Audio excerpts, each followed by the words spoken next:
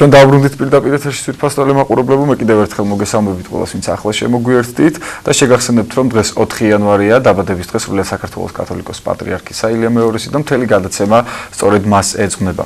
ჩვენი პირველი სტუმარი გახლავთ ავჭალის წმინდა იოანე ნათლისმცემლის სახელობის ტაძრის წინამძღვარი დეკანოზი რევაზ სიხარულიძე. მოგესალმებით მამაო რევაზ. დაგლოცეთ. მამაო რევაზ, მოდი ჩვენ საუბარი დავიწყოთ ასე, თქვენ ბრძანდებით ერთ-ერთი პირველი სტიქაროსანი უწმინდესისა და მე მინდა მოგვიყვეთ იმის შესახებ, თუ თქვა აი როგორ დაიწყო თქვენი ეკლესიური ცხოვრება, გაიხსენოთ პირველი ნაბიჯები ეკლესიაში და რა თქმა უნდა პირველი შეხება, პირველი ურთიერთობა უწმინდესთან. სიამოვნებით. მე მორწმუნე ოჯახიდან გახლავართ და მშობლებს ხშირად დავყავდი ტაძარში. მე მახსენდება უწმინდესი ეფრემი, დავითი, მაგრამ მისი უწმინდესობის, ანუ ილია მეორის პერიოდის სხვა იყო, ეს იყო აღორძინება, ერის სულიერი და ეროვნული აღორძინება, თუ შეიძლება ითქვას. 77 წლის 24 დეკემბერს მისი აღსაყდრების შემდგომ 1-2 კვირა იყო გასული, როდესაც პატრიარქის ძმა ბატონი ვიქტორი მოვიდა წირვის დროს ჩემთან და მითხრა რომ მისი უწმინდესობა გეძახითო და მე შევედი საკურთხეველში, დამლოცა უწმინდესმა და მითხრა რომ აი სიონში უნდა მივსულიყავი 7 საათზე საღამოთი. ეს კვირა დღე იყო. და ჩემთან ერთად კიდე რამდენიმე ახალგაზრდა მართლაც მივედით პატრიარქის ლოცვა კურთხევით, კარები ჩაიკეტა შიგნიდან და ჩვენ დავიწყეთ რეპეტიცია, თუ როგორ უნდა შეგვემოსა პატრიარქი, როგორ უნდა დავხედროდეთ, როგორ მიგვეწოდებინა კვერთხი, მანტიით, როგორ უნდა გვევლო მასთან მანტია მე დამავალა და თან არც ისე უნდა მომეკაჩა რომ თქვათ სვლა შეფერხებოდა, არც ისე ძალიან რომ ასევე შეფერხებოდა, ან ყველაფერს გვასწავლიდა თვითონ ის სინქრონი აუცილებელი უნდა ყოფილიყო ხელბანვის დროს, რომ ჩრდილოეთ სამხრეთ კარებიდან ერთდროულად გამოსულიყო ხელბანვის დროს. ანუ პატრიარქი ყველაფერს ყურადღებას აქცევდა, იმ პატარა მცირე ნიუანსებსაც კი და ამას გვასწავლიდა ჩვენ უშუალოდ. ამავე დროს მისი უწმინდესობა გვასწავლიდა თუ როგორი მოწიწებით უნდა ყოფილიყავით საკურთხეველში. ადამიანებთან მიმართებაში როგორ უნდა მოზომილი ქონოდა ეს შემჩნევები იქნებოდა რა იქნებოდა და აი ყველაფერს ამას გვასწავლიდა მისი უწმინდესობა და ეს იყო ჩვენთვის ძალიან დიდი სიხარული ეს აი ამ გადმოსახედით რომ ვიმსჯელოთ მე ძალიან ბედნიერი ადამიანი ვარ აი ბავშვობიდან უწმინდესთან მქონდა შეხება. აი ამ გადმოსახედიდან მოგზავნეთ მამა. აი მაშინ თუ აცნობიერებდით თქვა თუ აი რამხელა ნაწილობრივ, მაგრამ ესე სრულად ნამდვილად ვერ ვაცნობიერებდი რა. ნამდვილად. როგორი იყო თქვათ გარდა იმისა რომ იგი უშუალოდ პირადად გასწავლიდათ აი ამ ყველაფერს, თქვათ პირად ურთიერთობებში? პირად ურთიერთობებში უწმინდესი თავის მაგალითით გვასწავლიდა ყველაფერს. და ეს მაგალითი რაში მდგომარეობდა? ადამიანებთან დამოკიდებულებაში. თქვათ თუ გაიგებდა რომ თქვათ ვინმე ეს ან ერთადერთი შვილი გარდაეცვალა, ან საშინო მდგომარეობაშია, მივიდოდა პირდაპირ და ნუ გეშცემდა. აი მე მახსენდება ერთხელ ბატონი ომარიაც გარდაცვლილი და ქალბატონი მზიას. 2 შვილი ყავდა, ორივე გარდაეცვალა, მიშიკო და მაიკო და აღმოჩნდა თვითკვლობას აპირებდა ომარი და რომ გაიგო უწმინდესო მყისიერად მივიდა, ნუ გეშისცა და დაიბარა წირვებზე რომ მოიხსენებინა და მართლაც წირვალოსვაზე იხსენიებდა მიშიკოს მაიკოს და ეს აცოცხლებდა მათ. პატრიარქი რომ ბარძიმზე მოიხსენიებს, იცით, ისეთ დიდ სულიერ სტიმულს აძლევდა. არა მარტო მას, ხვებსაც. ხვებსაც მე ჩემ მაგალითზე მინდა გითხრათ რომ მამა რო გარდამეცვალა, წირო არ ქონია მის უწმინდესობას რომ მამა ჩემ ნიკოლოზი არ მოიხსენიებინა, ის ჩემთვის ძალიან დიდი რამე იყო. ეს მიცვალებულებთან, ცოცხლებთან დაკავშირებით კიდე პირდაპირ გვეუბნებოდა რომ აი უნდა დავეხმაროთ ადამიანებს, ყველას უნდა გვყავდეს ჩვენი ლაზარე. იგავიდან იცით სახარების იგავიდან რომ ლაზარე რო ცხოვრობდა მდიდართან და ყურადღებას ვარ აქცევდა ეს მდიდარიო. უწმინდესი გვეუბნება რომ ჩვენი ლაზარე უნდა ყავდეს, რომელსაც ყოველდღიურად დავეხმარებით ეს საკვებით იქნება, ჩასაცმელით იქნება, ყურადღებით იქნება, თუ რაც იქნება, ზოგს არ ჭირდება საჭმელი და ჩასაცმელი და ჭირდება თქვა სულიერი საზრდელი. ჩვენ მივდიოდით ან ლოცვების წიგნი მიქონდა, ან სახარება მიქონდა, უკადაგებდით, მე ის იწყებდა ეკლესიურ ცხოვრებას. იყვნენ შეჭირებულებიც იყვნენ, რომელთანაც საჭმელი მიქონდა ხოლმე და ამას პატრიარქი აი შეკრებებზე სტიხაროვსნებს დაგვიბარებდა ხოლმე და გამოგკითხავდა ხოლმე რომ აი აბა როგორ ცხოვრობთ, აბა რას აკეთებთ, თუ რამე ისეც ვერ ვაკეთებდით ამ სახურების დროს შემჩნევას გვაძლევდა. აი როგორ რეაგირებდა თქვათ ძალიან თბილად და ძალიან სიყვარულით. ძალიან სიყვარულით. რამეს ხომ არ გაიხსენებთ? კი, როგორ არა, ერთხელ მოხდა ისე რომ ვერ ვასწრებთ არწივის დაფენას და შორიდან ესე გადავაგდეს არწივი რომ მივიდა დაჟდა იმათ ვეღარ ვასწრებთ უცბად გამასწრდა და მე მოვბრუნდა და აი ამ შეკრებაზე რეზო არწივებს აფრენსო და ესეთი თან ნახევრად ხუმრობი, მამაშვილური სითბოთ სიყვარულით ამით გავკადნიერდი და უთხარი თქვენ უწევს არწივის არ უნდა იფრინოს მეთქი. ხო და გაიცინა და ეს კადნიერება ძალიან ისე დიცულოვნა და მამაშვილურად რა თქმა უნდა მაპატია და ანუ ისეთი ურთიერთობა ქონდა ნამდვილად აი მამაშვილური და თბილი და სიყვარულით ახსავსე. გარდა იმისა, რომ იყო ხოლმე საკვირაო ქადაგებები მამორევას, ასევე ხუთშაბათობით საღამო თორცდები იკრიბებოდა ხოლმე საზოგადოება, ინტელიგენცია. აი რა ხდებოდა ამ დროს, რა თემებზე იყო ხოლმე საუბარი? პატრიარქი ხუთშაბათობით იწვევდა ინტელიგენციის წარმომადგენლებს თავისთან საპატრიარქოში და იქ ესაუბრებოდა პირველ რიგში სულიერებაზე, ეროვნულობაზე. სიონი იყო სულიერების ეროვნულობის ცენტრი, თუ შეიძლება ითქვას.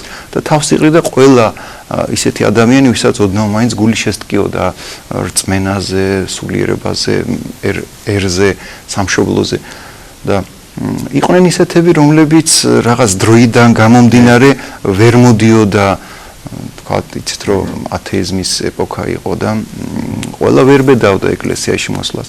პატრიარქი იბარებდა ასეთ ადამიანებს აღამოობით და მათ ესაუბრებოდა სულიერებაზე, ესაუბრებოდა იმ კუთხით, თქვათ, აი პოეტს პოეზიის კუთხით ესაუბრებოდა, მწერალს მწერლობის კუთხით, მეცნიერს მეცნიერულად მიუდგებოდა.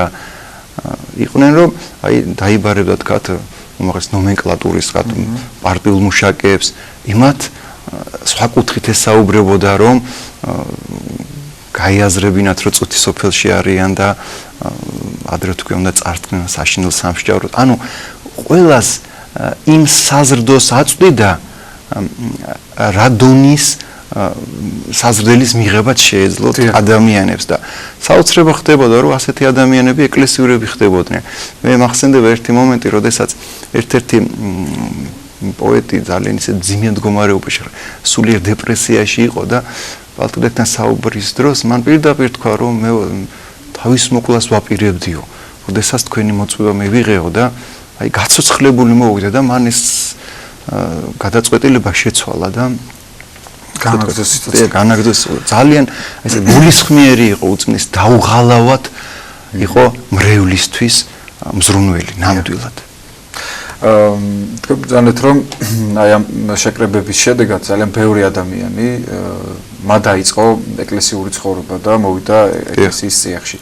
ამ საზოგადოებაში ძალიან ბევრი იყო დამეთანხმებით ახალგაზრდა. აი რა იყო თქვენ როგორ თვლით ის ძალა, რომელიც ასე იზიდავდა არა მარტო ახალგაზრდებს, ზოგადად საზოგადოებას და ამ საზოგადოებაში იყო ყველა ფენის ადამიანი, როგორც თქვენ ბრძანეთ, ინტელიგენციას და ყველა. თუ არცდების სერაფიმ სარაველი ბრძანებს, რომ მოიპოვე სულიწმის მადლიო და შენს გარშემო ათასობით ცხონდებიან და ნამდვილად შეიძლება ითქვას, რომ ის უწმინდესობასთან სულიწმის მადლი სულ არის და ჩვენი პატრიარქი მაგნიტივით იზიდავდა ყველა ადამიანს. ეს ინტელიგენციის წარმომადგენელი იქნებოდა თუ ახალგაზრდობა, სტუდენტები. მე მახსენდება კიდე ერთი ესეთი შემთხვევა, რომ ის იბარებდა სტუდენტებს, სტიხარს აცმევდა.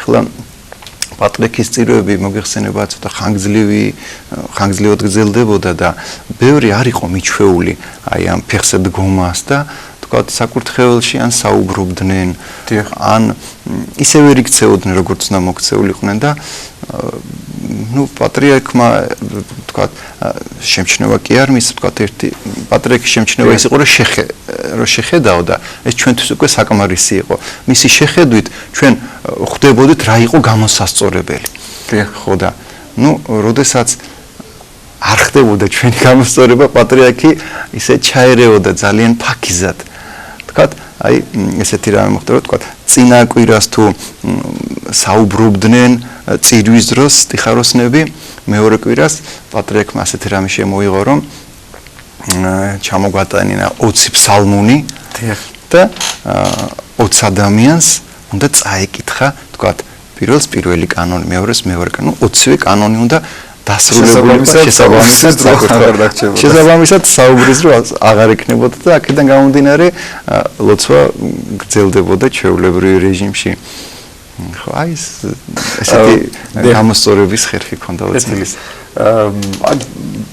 დიდი ნაწილი გახდა თქვათ აი სასულიერო პირი ან სასულიერო ცხოვრება დიდ ნაწილმა აირჩია იმ ახალგაზრდებიდან რომელიც თქვათ თქვენი თანატოლები იყვნენ დიახ მე შემიძლია პირდაპირ თქვა რომ აი ჩემი ცხოვრება მთლიანად განაპირობა პატრიარქის პიროვნება მთლიანად აი დღეს რომ მე მღვდელი ვარ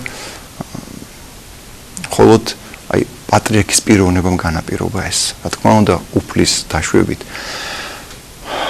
და მრავალი ჩემნაირი თუმცა კი იყვნენ ისეთები რომლებიც თქვათ ან პოლიტიკაში არჩევდნენ სამსახურს ან ერის სამსახურში იყვნენ მაგრამ პატრიარქთან შეხვედრა იყო ის გეზი, ის კომპასი, რომ ჩვენ აუცილებლად უფალთან უნდა ყოფილიყავით, ჩვენ ცხოვრების წესი უნდა ყოფილიყო უფალთან. და ზოგი ვთქვათ, გამოვიდა ერის ზოგი სულიერები, ზოგი, მაგრამ პატრიარქთან ყოფნა ერთობის ბედნიერება, რა თქმა უნდა, უფალთან აი გვიბიძგებდა უფლისკენ გვიბიძგებდა მისი უწმიდესობა პირველ რიგში. აი რომ არა პატრიარქთან თქვენი ურთიერთობა და რომ არ წასულიყო ასე თქვენი ცხოვრება, თუ გიფიქრიათ იმაზე, თქვათ აი რა გზას აირჩევდით? არა, იყო იქ თქო ჟურნალისტი უნდა გამختارიყავი, თქვათ. ვერ გეტყვით ახლა ცოტა მიჭირს, მაგრამ პატრიარქმა მთლიანად განაპირობა ჩემი მომავალი ცხოვრება. დავიწყოთ იქიდან, რომ აი მთლიანად ვიყავით ჩაბმული, აი კვირა დღეს. თქვათ 9-ზე უნდა დაწყებულიყო წირვა. მე 8 საათზე ვიყავი უკვე სიონში, თქვათ იქ ვასუფთავებდი ლანგარზე, ლანგარებს, სადაც პატრიარქის შესამოსელი უნდა დაგვეწყო. მე ავდიოდი საპატრიარქოში, იქვე იყო საპატრიარქო ეზოშივე იყო. ჩამომქონდა კვერთხი, მიტრა, შესამოსელი, ისე ვალაგებდი რომ ნაკეცი არ დამჩნეულიყო პატრიარქის შესამოსელს. თქვათ, მე წიგნს ჩამოვიტანდი ხოლმე, სადაც პატრიარქს ჩანიშნული ქონდა წინა საღამოს ემზადებოდა ქადაგებისთვის და ჩანიშნავდა ხოლმე და მე მინდა ხაზი გაუსვა იმას, რომ აი მისი ქადაგებები იყო რაღაც აი საოცრება. ჩვენ კასეტებზე ვიწერდით ხოლმე, მე ვამრავლებდით, ურიგებდით და აი ეს ქადაგება იყო მოვლენა იმ პერიოდისთვის რა. ყველაფერს ეხებოდა და ქადაგების დროს ბუზის ხმაც კი ისმოდა. ისეთი ყურადღებით ისმენდა მრევლი აი მის ქადაგებებს. კეთილი და მომოიწურა ჩვენი დრო, მომაურებას დიდი მადლობა მინდა მოგახსენოთ მობრძადებისთვის, საინტერესო საუბრისთვის, იმ ისტორიების გახსენებისთვის, რომლებიც ჩვენ ტელემაყურებლისთვისაც მე ვფიქრობ საინტერესო იქნებოდა. სწორედ ტელემაყურებელს შევახსენებ, რომ ჩვენი გადაცემის სტუმარი გახდა თავჭალის მივილოცავ თქვენის ნებართით მის უწმინდესობას. და მივილოცო ჩვენ უწმინდესობას დაბადების დღე და უსურვო რომ დიდხანს გვიცოცხლოს უფალმა და რაც თავარია პატრიარქის სურვილი არის რომ ერი გაბრწყინდეს, საქართველო გაბრწყინდეს. მე ესე დავლოცავ ჩემ უწმინდეს რომ მისი გული მუდამ გახარებული ყოფილიყოს ერის წარმატებით. ამინ. ამინ. მრავალჟამიერ პატრიარქს. მრავალჟამიერ ავჭალის წმინდა იონე ნათლისმცემლის სახელობის ტაძრის წინამძღვარი დეკანოზი რევაზ სიხარუძე გახდა ჩვენი გადაცემის სტუმარი.